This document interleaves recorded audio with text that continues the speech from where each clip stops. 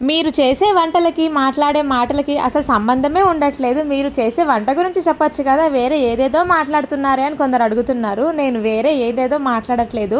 నా లైఫ్‌లో జరిగిన సిట్యుయేషన్స్ అన్నీ మీతో షేర్ చేసుకుంటున్నాను. వంటదేముందండి, నేను కాకపోతే ఇంకెవరో చెప్తారు. అంతెందుకు బోలెడన్ని కుకింగ్ ఛానల్స్ ఉన్నాయి. మీకేదైనా రెసిపీ కావాలంటే ఒకటికి 100 వీడియోలొస్తాయి. ఏది కావాలంటే అది చూసి నేర్చుకొని వండుకోవచ్చు.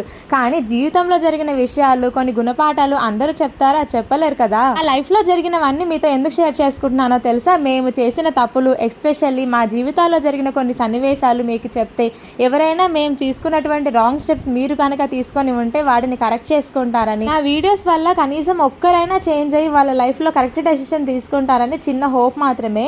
నా వీడియోస్ వల్ల ఒక్కరి లైఫ్ అయినా నిలబడిందంటే అందుకు హ్యాపీగా ఫీల్ అయ్యేది నేనే కదా. చిన్న చిన్న వాటికి ఎంతో బాధపడిపోతూ ఉంటాం, అయ్యో నాకే ఎంత కష్టం వచ్చింది అని. కానీ మా లైఫ్లో జరిగినవన్నీ మీతో షేర్ చేసుకుంటే మనకంటే చాలా కష్టాలు పడ్డ వాళ్ళు, ఇంకా పడుతూనే ఉన్న వాళ్ళు హ్యాపీగా బతుకుతున్నారు కదా అనే చిన్న హోప్ మీలో కూడా వస్తుందని. ఇంకా ఈ రెసిపీ విషయానికి వస్తే మేమైతే వెల్లుల్లి కారం అంటాం అనమాట. నేనైతే ఎక్కువగా డెలివరీ తర్వాత ఈ కారాన్ని ప్రిపేర్ చేసుకుంటూ ఉండేదాన్ని.